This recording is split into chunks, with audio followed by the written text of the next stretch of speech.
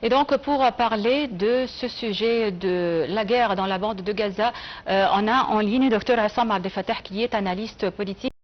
Vous êtes professeur d'analyse du discours politique. Bonjour, monsieur. Oui, bonjour. Donc, on va essayer d'analyser ou de lire avec vous les dernières nouvelles concernant donc cette guerre qui dure depuis près de 23 mois contre la bande de Gaza et les dernières nouvelles ou la dernière nouvelle concernant donc le cabinet israélien qui a décidé vendredi qui a pris la décision de prendre le contrôle total de la bande de Gaza. Alors, pourquoi, selon vous, on a pris cette décision, le cabinet israélien ou Benjamin Netanyahu a pris cette décision à ce temps exactement? Effectivement, on s'attend depuis très longtemps à ce que cette décision soit prise par le cabinet de sécurité formé par Netanyahou lui-même, parce que lui, il a affiché son intention de prendre le contrôle total de Gaza, de vider complètement Gaza et aussi de refouler les Palestiniens vers les pays arabes. Actuellement, peut-être, ce qu'on peut constater, c'est que Netanyahou se sert d'une arme très puissante, c'est-à-dire c'est l'aide humanitaire. Actuellement, on a vu par exemple une fondation de Gaza, une fondation humanitaire, qui sert aux Israéliens de piège. C'est-à-dire que les Israéliens, les civils par exemple, lorsque eux, ils s'accourent pour ramasser ou enfin les paquets de nourriture ou n'importe, eux, ils sont ciblés par l'armée israélienne et on voit en fait tomber, martyrs en fait beaucoup de Palestiniens, des civils, des enfants, des femmes et tout. Alors maintenant, tout ça, c'est une pression totale exercée par le cabinet de sécurité israélien afin d'obliger les Palestiniens et aussi les pays arabes de se soumettre à ces exigences. Enfin, récemment, il a affiché aussi quelques conditions pour cesser le feu. Les conditions, il y en a certainement qui sont quand même un petit peu absurdes. D'abord, c'est qu'il a exigé le désarmement de Hamas. Et puis après, la libération des otages. 3 aussi, c'est que le contrôle total sera confié ici à Israël, au gouvernement israélien. Mais le gouvernement dit, bon, on pourrait toujours laisser là une autorité palestinienne, simplement d'une manière formelle. Il sera là comme ça d'une manière formelle, mais les décisions qui seront toujours prises par le gouvernement israélien en ce qui concerne Gaza, ce qui revient en fait à quoi? À une domination totale d'Israël sur Gaza et aussi sur la Cisjordanie. Parce que actuellement, il y a la colonisation de terre en Cisjordanie ne cesse de proliférer. Ça, c'est une chose. Maintenant, reste maintenant à Hamas, ou bien disons, je n'aime pas utiliser le mot Hamas parce qu'il y a d'autres factions qui prennent en charge la résistance contre l'occupant. Est-ce que ces résistances vont accepter en fait de se désarmer? Hamas a déjà refusé complètement cette condition. Et puis pour la deuxième condition, la libération des otages. Là, ici, la libération des otages, premièrement, il faut dire, tout le monde le sait, que Netanyahou s'en fout complètement des otages, étant donné, regardez le nombre d'otages actuellement, ceux qui sont vivants, il y en a combien qui sont morts à cause certainement de l'État, d'être otage, d'être ici orchestré complètement par le Hamas. Là, des questions qui se posent. Est-ce que maintenant c'est une issue? Est-ce que ça peut constituer une issue de cette problématique qui reste depuis l'attentat d'octobre? Là, moi je doute fort, en effet, que ça puisse aboutir à un règlement total de cette problématique. Pourquoi? Parce que du point de vue simplement rationnel, il faut quand même savoir que les otages eux-mêmes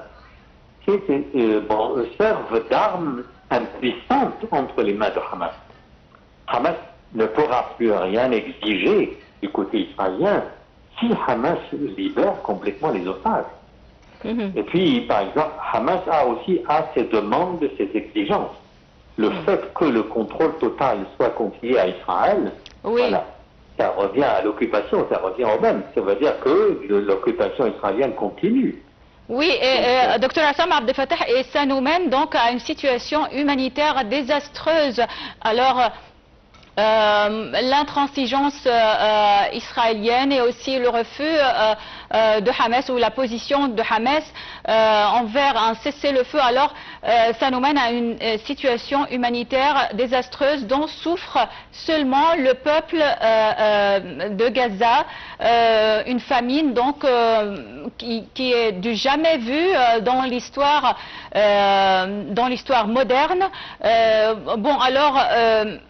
Selon vous, donc, quelle est votre estimation de la situation actuelle après l'entrée de quelques convois ou plusieurs convois, mais est-ce que c'est suffisant jusqu'à présent pour mettre fin à cette famine? Bien, écoutez, parce que généralement, il y a beaucoup d'analystes dont je fais partie moi-même, qui mise sur la contestation populaire israélienne contre Netanyahou. C'est-à-dire beaucoup mise sur quoi? Sur la démission de Netanyahou, ou bien le fait de se débarrasser complètement de Netanyahou. Et la même chose aussi aux États-Unis, parce que la seule issue des problèmes, en fait, dont souffrent vraiment tous les pays du monde vis-à-vis des États-Unis, c'est d'abord de se débarrasser de Trump ou bien de miser sur l'ampleur de la contestation populaire contre le gouvernement de Netanyahou et le gouvernement aussi de Donald Trump, étant donné que moi, je considère les deux comme une seule personne. Hein. Je les considère comme ça. Parce qu'on sait très bien que Netanyahou est soutenu par Donald Trump. Et moi, je ne doute pas vraiment que les deux avaient déjà élaboré un plan dans ce sens. Là, ici, c'est que le fait, on a la résistance palestinienne. Il est quand même inconcevable, de mettre fin à la résistance palestinienne vu l'occupation de Palestine par Israël. Et ça, c'est depuis 1948. Deuxièmement, il est aussi inconcevable de laisser saisir la crise humanitaire ici à Gaza. Et là, je comprends que c'est très compliqué, c'est un dilemme. Mais je pense que Netanyahou lui-même, je suis certain, souffre on ne peut pas parler d'une victoire réalisée par Netanyahou. Pourquoi? Parce que jusqu'à maintenant, on continue à voir des Palestiniens résistants qui lavent la main avec le signe de victoire. Oui. Et ça, c'est très important. Oui, Dr Assam Abdel Fattah, et après presque 23 mois de guerre dévastatrice de la bande de Gaza, il ne reste rien dans ce secteur qui est devenu donc invivable, et c'est le but bien sûr du gouvernement israélien pour faire déplacer donc le peuple de la bande de Gaza à l'extérieur donc du territoire et vider le territoire de son peuple. Alors après 23 mois de cette guerre, est-ce que on a toujours l'espoir de voir la mobilisation, que ce soit en Israël ou aux États-Unis, on a l'espoir que cette mobilisation va aboutir à quelque chose? Oui, mais dans ce cas, ça veut dire que vous mettez l'accent sur, ici, la difficulté de la situation ou de ce dilemme. Nous avons deux choses, c'est-à-dire il y a une crise humanitaire d'un côté, il y a aussi la résistance palestinienne qui doit continuer, et puis après, avec certainement compte tenu aussi de la situation des otages, mais il y a aussi une autre dimension, et votre question nous amène vraiment à regarder le problème sous cet angle. Est-ce que les contestations populaires mondiales dans tous les pays du monde, aussi les puissances européennes, pourraient toujours donc arrêter Netanyahou, pourraient mettre fin à cette crise humanitaire? Si on exclut complètement les deux conditions posées par Netanyahou, ça veut dire le désarmement de Hamas et la libération des otages, là, c'est là la question. Est-ce que moi et ça c'est le dilemme. Est-ce que vous voulez dire, est-ce qu'il vaut mieux peut-être ici exhorter Hamas à se soumettre aux conditions israéliennes de se désarmer et aussi de livrer les otages au gouvernement israélien, mais ça serait aussi, dans un autre sens, la cause palestinienne donc serait perdue complètement, puisqu'il s'agirait ici d'une signature d'un accord, et puis après tout le monde devra se soumettre à cet accord. Et puis après, il y a autre chose. N'oubliez pas que l'occupation israélienne de Gaza et le contrôle de sécurité de Gaza confie à Israël. Israël menace tous les pays voisins. Non seulement ici l'Égypte, c'est aussi la Jordanie et les autres pays. Parce qu'on sait très bien que ici les ambitions coloniales d'Israël sont illimitées. Oui, donc pour prendre le contrôle de la bande de Gaza, exactement, c'est ce qu'a annoncé le cabinet israélien il y a quelques jours. Comment ça se fait de prendre le contrôle d'un territoire? Est-ce qu'on doit, premièrement, donc, le vider de son peuple et quelles sont les procédures pour dire que je prends le contrôle total d'un territoire? Ça veut dire asservir les Palestiniens civils, et puis après c'est Israël qui prendrait toutes les décisions nécessaires pour la reconstruction de Gaza. Et avec la présence israélienne à Gaza, il y aura une présence certainement même sous forme administrative ou civile. Mais cette présence, ça veut dire que c'est l'exercice d'un contrôle total sur les comportements des Gazaouis, et des civils, des femmes. Et ça veut dire qu'il y aura une autre forme de souffrance. Et ça, c'est très important. Donc, ça veut dire que vous justement, et si la souffrance humaine va continuer, mais sous une autre forme, dans un autre paradigme. Et c'est ça le problème. Et c'est ça le problème, parce qu'il ne s'agit pas de libérer Gaza complètement de l'existence de l'occupation israélienne. Pourquoi? Parce que Israël prétend que ça relève de son droit à la défense. La défense de l'existence. Et le droit, et il faut justement comprendre le droit à la défense légitime chez Israël dans un sens complètement différent du sens juridique, en fait, consacré par le droit international. Parce que le droit à se défendre, le droit de se défendre, en fait, pour Israël, ça veut dire que mon existence, en fait, implique l'exclusion des autres. Et aussi l'expansion, parce qu'Israël a déjà occupé ici le sud Liban et aussi a déjà occupé d'autres régions de la Syrie. Mais c'est ça le sens du droit de la défense chez Israël. C'est ça leur croyance. Oui, mais c'est une des bases en fait de l'existence israélienne, c'est l'expansion. Et d'ailleurs, est-ce que par exemple, dans cet accord de paix, est-ce qu'il y a une référence ou une allusion et ici à la question majeure aussi de la prolifération des colonies israéliennes en Cisjordanie? Aucune allusion à ça. Oui, en fait... ça va continuer. Oui, en fait, Dr Assam Abdel Fattah, lors de cette guerre, on assiste donc à plusieurs atrocités de la part d'Israël, donc du jamais vu, comme par exemple des Israéliens, des citoyens israéliens qui font des actes de vandalisme et de sabotage envers donc les convois d'aide humanitaire. Même des enfants qui font ça, qui essayent donc de détruire ou d'abîmer les convois d'aide, les boîtes de nourriture. Alors on a vu ça sur des vidéos, donc bien sûr partout sur les réseaux sociaux. Il y a aussi un autre crime, c'est donc l'assassinat de plusieurs journalistes, plusieurs envoyés spéciaux qui se trouvaient à Gaza. Et bon, dans tout ça, c'est-à-dire que le jamais vu ne se fera jamais avec l'existence d'Israël. Voilà, vous l'avez dit vous-même. C'est-à-dire qu'on assiste à des scènes atroces, à des atrocités de jamais vues. Elles vont le jamais vu à l'israélienne.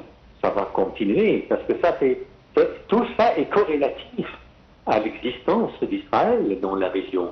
Israël, et d'ailleurs, regardez, par exemple, la comparaison entre le nombre de colonies en Cisjordanie, par exemple, il y a un an et maintenant, ça va proliférer toujours avec Netanyahou, donc il est toujours soutenu par la grande puissance du monde, les États-Unis, c'est-à-dire Donald Trump, et il est toujours soutenu par et que jusqu'à maintenant, et qu'il ne faut pas en fait avoir très confiance en fait dans les puissances européennes, parce que les puissances européennes en fait affichent deux choses, deux discours complètement différents. Un discours qui appelle Israël justement à permettre l'acheminement des aides alimentaires aux Gazaouis, les civils, et un autre discours aussi officiel, c'est quoi? Défendre Israël, fournir Israël de tous les armes nécessaires et défendre le droit d'Israël à l'existence, à se défendre, quelles que soient les conséquences. Oui. Docteur Hassam Abdel Fattah, ma dernière question, est-ce que, avec tous ces crimes-là et aussi, même il y a des actes ils ont tué même des ONG qui présentaient, des ONG internationales qui présentaient de l'aide, de la nourriture pour le peuple de Gaza, et avec tout ce qui se passe au su et au vu de la communauté internationale, il n'y a pas de condamnation, il n'y a pas de sanctions imposées à Israël, même la Cour de justice, la Cour internationale de justice, quand elle prend une décision à l'appel d'un pays comme l'Afrique du Sud, alors c'est une décision où ce sont des résolutions qui ne sont pas contraignantes pour Israël. Alors est-ce que vous voyez que c'est bizarre?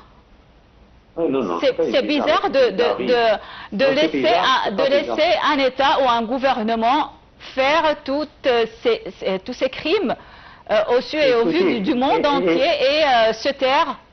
Écoutez, vous oubliez une chose très importante. Les sionistes tiennent les rênes de toutes les puissances européennes et des États-Unis.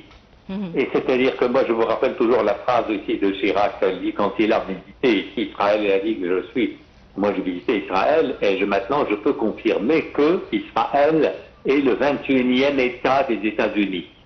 Et du 21e État, ça veut dire que c'est un des États des États-Unis.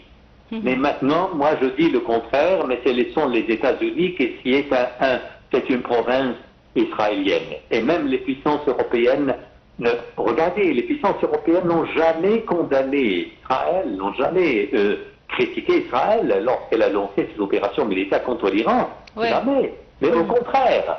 Et bon, il dépendait le droit d'Israël à se défendre. Contre qui? Contre l'Iran.